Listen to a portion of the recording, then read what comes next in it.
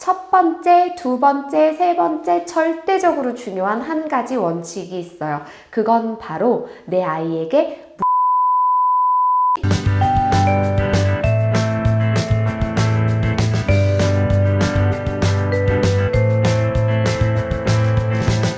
안녕하세요. 반갑습니다. 브롬맘 전미아입니다. 영유아기 아이들 발달이 참 빨라요. 그래서 그 아이들을 양육하는 어른들이 따라가기 쉽지 않다 여겨지는 때가 많을 텐데요. 그러다 보니 영유아기 관련된 발달 이슈들 상당히 많이 등장하죠. 그래서 어머님들이 내 아이들과 함께 하면서 그때그때마다 궁금한 것들이 너무너무 많아요. 그중 분리라는 이슈는요, 아무래도 영유아 시기에 그때그때마다 엄마 아빠들에게 많은 혼란스러움과 어려움을 가져다 주는 주제가 아닐까 싶은데요. 8개월 시기로 아이들이 낯가림을 보이고요. 그러면서 점차적으로 또 자연스럽게 주 양육자들과 분리돼서 환경을 탐색하는 어떤 자주적이고 독립적인 모습들도 조금씩 보여줍니다. 그러다가 어느 순간 갑자기 또 탁 껌딱지처럼 엄마 아빠한테 붙어서 떨어지지 않으려 할 때가 있어요. 특히 18개월에서 24개월 사이에 아이들이 잘 분리되어서 지내다가 갑자기 엄마를 절대 떨어지지 않으려고 해요 라는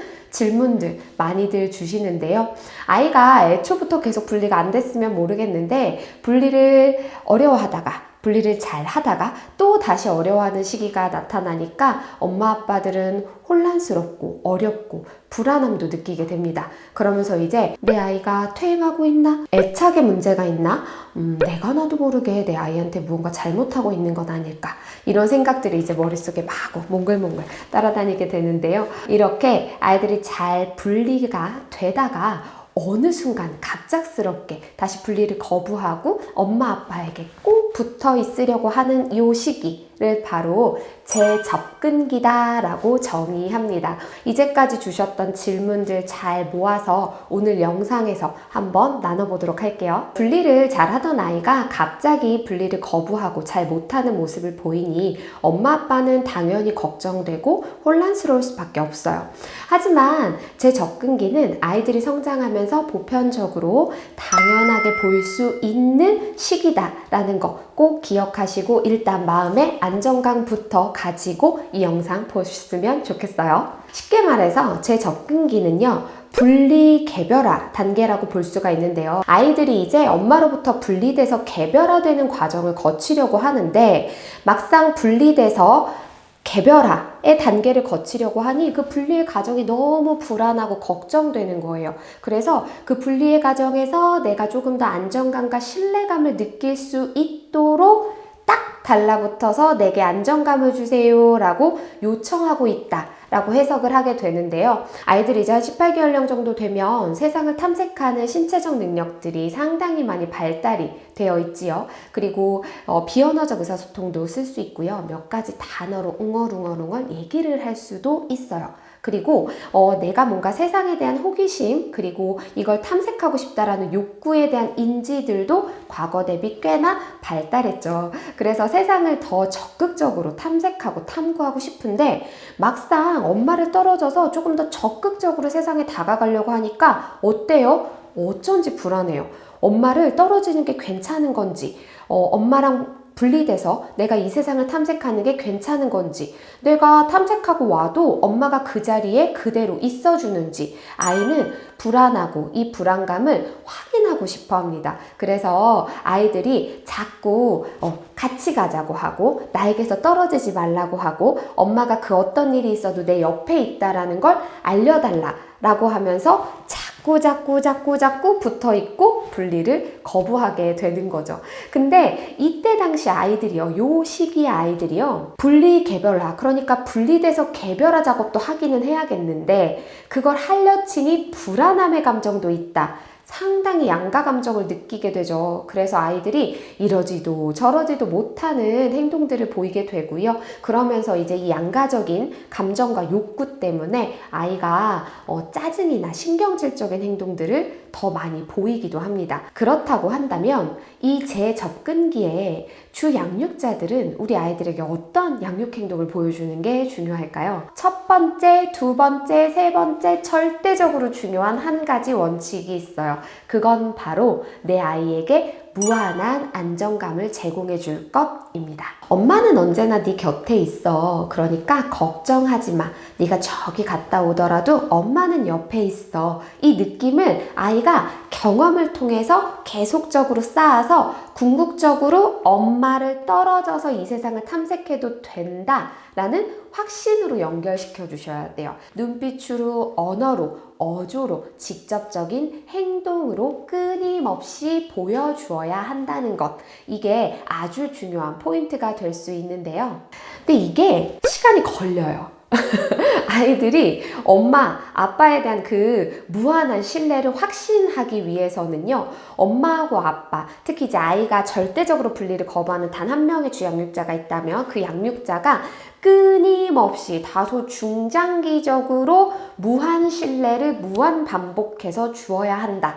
라는 게 우리한테는 엄청나게 큰 어려움이자 현실적인 고뇌인데요. 왜 그러냐면은 영유아 초기에 손이 정말 많이 간단 말이에요.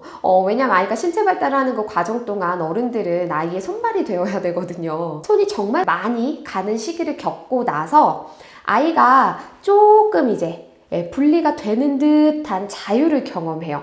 그러다가 다시 아가가 껌딱지처럼 이렇게 붙어버리니 어렵다가 달콤함을 맛봤다가 다시 이제 비슷한 어려움을 경험하니까 어른들이 심리적으로도 상당히 많이 소진되고 어렵다라는 걸 경험할 수밖에 없어요. 그래서 이제 그러다 보니 아이한테 아니 도대체 뭐가 문제야? 이거 저거 깎아 너가 혼자 가져올 수 있잖아. 엄마 데리고 가도 너 혼자 놀잖아. 왜 엄마 자꾸 데리고 가려고 그래? 엄마 화장실 좀 가자. 엄마 화장실도 못 가? 엄마 화장실 좀 갔다 올게. 느껴지죠? 이럴 때 우리가 반드시 생각해야 될 게 있어요. 그건 뭐냐면 이 아이는 나를 괴롭히려고 이러는 게 아니다. 이 아이는 별다른 문제가 있는 것도 아니다. 이거는 때가 돼서 자연스럽게 나타나는 행동이고 내 아이가 한 발 더 성장하기 위해서 노력하고 있는 과정이다. 하루 이틀 3일 4일 어찌됐건 중장기적으로 다소 반복되는 일과일 거기 때문에 엄마가 그 반복되는 일과 속에서 최대한의 평정심을 유지하며 무한한 신뢰를 무한 반복해서 제공해 주려면요, 이런 생각들을 반복적으로 자동적으로 해주시는 게 아주 중요한 예방적 효과가 있을 수 있다라는 거. 자, 제가 왜 이 얘기를 하냐면요, 아이들은 어찌됐던지 간에 엄마의 어떤 반복된 행동을 통해서 궁극적으로 신뢰감을 확신하고 학습하고 그리고 나아갈 수 있어요. 근데 엄마 아빠의 이 행동들, 이 행동은 요동칠 수 있거든요. 그래서 엄마 아빠를 일단 제가 안정감 있게 요 정도 수준에서만 요동치고 아이한테 최대한의 애정과 신뢰감을 제공해주자 라는 메시지를 전하는 거고요. 요 시기의 아이들, 그 시기가 엄마 아빠한테 다소 고단할 수도 있기는 하지만 무한 신뢰를 무한 반복해서 주셨을 때 그 이후의 분리 과정이나 내 아이가 세상을 탐구할 수 있는 능력들은 눈에 띄게 아주 멋지게 발달할 거다라는 거. 그런데 이럴 땐 어떡해요? 라고 하시면서 이제 주시는 질문들 중에 예를 들면 이런 거, 화장실, 빨래 널기, 설거지 이런 것도 그러면 못하나요? 아이하고 결국엔 조금은 분리돼서 뭔가 이루어져야 되는 일과들인데 아이한테 무한 신뢰, 무한 애정을 무한 반복해서 제공해 주라는 건 내가 현실적으로 견딜 수 없는 이 일상을 유지해야 되는 행동들조차도 다 뛰어넘고 다 무시하고 아이하고만 있어줘라라는 걸 의미하는 게 절대 아니에요. 그래서 화장실 가셔야 되고요. 빨래도 널으셔야 되고요. 설거지도 하셔야 됩니다. 근데 어떻게 하느냐가 중요한 거겠죠. 절대적으로 피할 한 가지 원칙만 전달할게요. 바로 몰래 가는 겁니다. 그래서 아이한테 그 어떤 정보도 주지 않고 사라락 사라져 버리는 거. 아이가 엄마가 순간 내 반경에서 안 보여요. 그럼 어때요? 상당히 놀라겠죠. 그래서 되려 엄마에 대한 집착, 엄마로부터 신뢰를 확인하려고 하는 그 행동은 되려 더 강하게 보이기 시작할 거예요. 그래서 대신 이제 어떻게 할 수 있냐면 화장실 갈 거다, 여기 앞에 베란다 가서 빨래 넣을 거다, 설거지 할 거다. 아가한테 반드시 사전에 설명해 주셨으면 좋겠어요. 아이들도 반복된 일과 행동이기 때문에 일정 부분 언어 이해가 다소 낮다 하더라도 알아들을 수 있습니다. 왜요? 우리는 바디랭귀지도 사용하고 포인팅도 할 테니까요. 사전 메시지를 줬더니 아이가 불안함에 순식간에 휩싸이고 혹은 강하게 운다 라고 하시면요, 엄마가 그래 이럴 줄 알았다 라는 마음으로 최대한 편안하고 따뜻하게 아이한테 다가가서 아이랑 같이 화장실을 가거나 베란다를 가거나 설거지하는데 아이를 옆에 두고 계실 수도 있고요. 아니면 엄마가 허용할 수 있고 아이도 견뎌낼 수 있는 수준의 범위에서 일정 부분 분리 혹은 함께함을 설정해 주세요. 아이가 화장실 엄마 보는데 쳐다보는 거 불편할 수 있으니까 엄마는 그게 도저히 안 되겠다 라고 한다면 문을 조금 열고 아이가 앞에서 기다리는 거 또 제안해 볼 수 있고요. 그리고 또 베란다, 뭐 빨래 넣는다. 사실 이런 것들은 같이 해도 충분히 괜찮다라고 판단이 되는데 그래도 뭔가 위험한 게 있다거나 엄마가 허용 안 되는 부분이 있다고 하면 통유리 샷이다라고 하면 그걸 사이로 마주하고 있을 수도 있고요. 어찌됐든지 간에 절대적으로 피해야 되는 아이 몰래 사라지는 거, 말없이 사라지는 거 요것만 피해 주실 수 있다면요. 엄마가 허용할 수 있는 범위 그리고 아이도 받아들일 수 있는 범위 그 수준 안에서 유연하게 아이와 함께 해주시는 방법을 찾아주셨으면 좋겠어요. 그래서 오늘 하루하루에 그 제공하는 그 쌓임의 하루하루가 결코 녹록지 않고 되게 길게 느껴지실 수 있지만요. 그 여정을 다 마치고 내 아이가 나로부터 아주 의연하고 멋지게 분리돼서 자기의 또래 관계 혹은 또 다른 사회 집단에 적응할 수 있다라고 한다면 그것만큼 멋진 경험도 없겠죠. 그래서 이제까지 제 접근기에 대해서 잘 이해하지 못하셨다라고 한다면요. 오늘 이 영상을 통해서 내 아이의 제 접근기 잘 이해하고 함께 해주셨으면 하는 바람이고요.